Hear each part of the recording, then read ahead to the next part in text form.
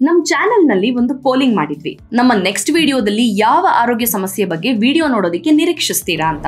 ಅದರಲ್ಲಿ ತುಂಬಾ ಜನ ವೋಟ್ ಮಾಡಿರೋದು ಬೊಜ್ಜಿನ ಸಮಸ್ಯೆ ಬಗ್ಗೆ.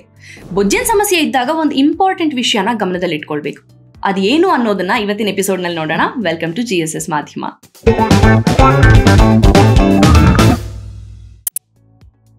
ನಿಮ್ಗೇನಾದ್ರೂ ಜಾಸ್ತಿ ಬೊಜ್ಜಿದೆ ಅಂದ್ರೆ ಅದನ್ನ ಕರಗಿಸ್ಬೇಕು ಅಂತ ಊಟ ತಿಂಡಿಲಿ ತುಂಬಾ ಕಟ್ ಡೌನ್ ಮಾಡ್ತಿದ್ರೆ, ಅನ್ನ ಬಿಟ್ಬಿಟ್ಟು ಬರೀ ಚಪಾತಿನೇ ತಿಂತಿದ್ರೆ ಈ ಎಪಿಸೋಡ್ನ ಮಿಸ್ ಮಾಡದೆ ನೋಡಿ. ಯಾಕಂದ್ರೆ ನೀವು ಆ ರೀತಿ ಮಾಡ್ತಿರೋದ್ರಿಂದ ನಿಮ್ ಬೊಜ್ಜು ಕರಗ್ತಾ ಇಲ್ಲ, ಇನ್ಫ್ಯಾಕ್ಟ್ ಇನ್ನೂ ಜಾಸ್ತಿ ಆಗ್ತಾ ಇದೆ. ಜೊತೆಗೆ ನಿಮ್ ಬಾಡಿಗೆ ಸಿಗ್ಬೇಕಾಗಿರೋ ಸರಿಯಾದ ಯಾವ ಪೌಷ್ಟಿಕಾಂಶನೂ ಸಿಗ್ತಿಲ್ಲ. ಆಮೇಲೆ ಬೇರೆ ಬೇರೆ ಸಮಸ್ಯೆನ ಕೂಡ ಎದುರಿಸಬೇಕಾಗತ್ತೆ. ಹಾಗಾದ್ರೆ ಹೇಗಿರ್ಬೇಕು ನೀವು ತಿನ್ನೋ ಊಟದ ತಟ್ಟೆ, ಎಲ್ಲಿಂದ ಶುರು ಮಾಡಬೇಕು ಅನ್ನೋದನ್ನ ಈ ಎಪಿಸೋಡ್ ಅಲ್ಲಿ ನೋಡೋಣ. ಒಂದು ಫಂಕ್ಷನ್ ಅಥವಾ ಹೋಟೆಲ್ಗೆ ಹೋದ್ರೆ ಏನ್ ಮಾಡ್ತೀವಿ?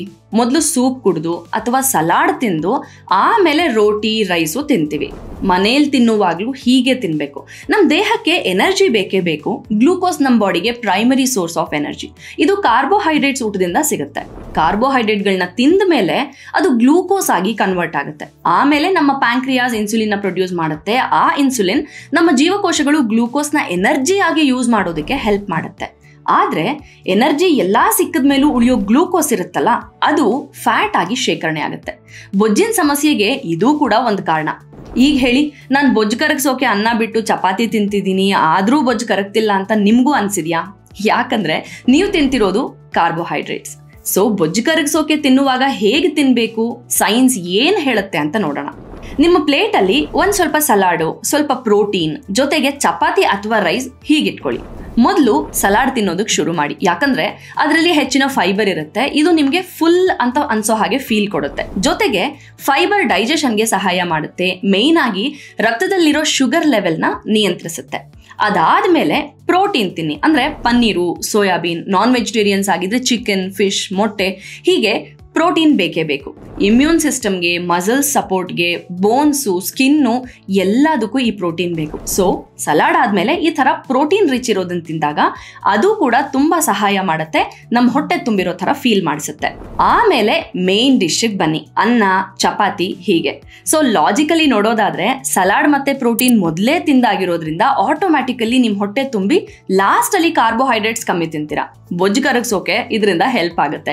ಈ ಆರ್ಡರ್ ನಲ್ಲಿ ತಿಂದ್ರೆ ನಿಮ್ ದೇಹಕ್ಕೆ ಶಕ್ತಿನೂ ಸಿಗುತ್ತೆ, ಪ್ರೋಟೀನ್ ಸಿಗುತ್ತೆ, ಡೈಜೆಷನ್ಗೆ ಹೆಲ್ಪ್ ಆಗುತ್ತೆ, ಜಾಸ್ತಿ ತಿನ್ನೋದನ್ನ ತಡೆಯುತ್ತೆ, ಇನ್ಸುಲಿನ್ ಕೂಡ ಸ್ಪೈಕ್ ಆಗಲ್ಲ. ಅಂಡ್ ಈ ರೀತಿಯ ಆಹಾರ ಕ್ರಮ ಸೈಂಟಿಫಿಕಲಿ ಕೂಡ ಪ್ರೂವ್ ಆಗಿದೆ. ಇನ್ಫ್ಯಾಕ್ಟ್ ಒಂದು ಸರ್ವೆ ನಡೆಯುತ್ತೆ. ಅದರಲ್ಲಿ 11 ಜನ ಪಾರ್ಟಿಸಿಪೇಟ್ ಮಾಡ್ತಾರೆ. ಡೇ 1 ಮೊದಲು ಅವರು ಕಾರ್ಬೋಹೈಡ್ರೇಟ್ ನ ತಿಂದು ಆಮೇಲೆ ಪ್ರೋಟೀನ್ ತಿಂತಾರೆ.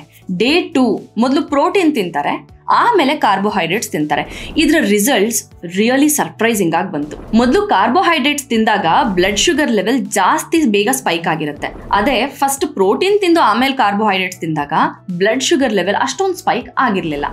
ಹಾಗಾಗಿ ಈ ಆರ್ಡರ್ ಅಲ್ಲಿ ತಿನ್ನೋದು ತುಂಬಾನೇ ಒಳ್ಳೇದು.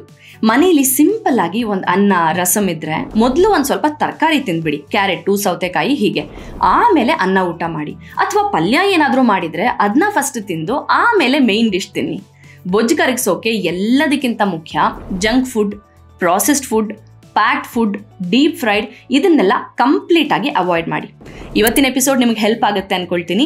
ಬೊಜ್ಜಿನ ಸಮಸ್ಯೆ ಬಗ್ಗೆ ಬರೋ ದಿನಗಳಲ್ಲಿ ಇನ್ನೊಂದಷ್ಟು ಇನ್ಫಾರ್ಮೇಶನ್ ಕೊಡೋದಕ್ಕೆ ನಾನು ಟ್ರೈ ಮಾಡ್ತೀನಿ. ನೋಡ್ತಾ ಇರಿ GSS ಮಾಧ್ಯಮ, ಕನ್ನಡದ best health and wellness channel.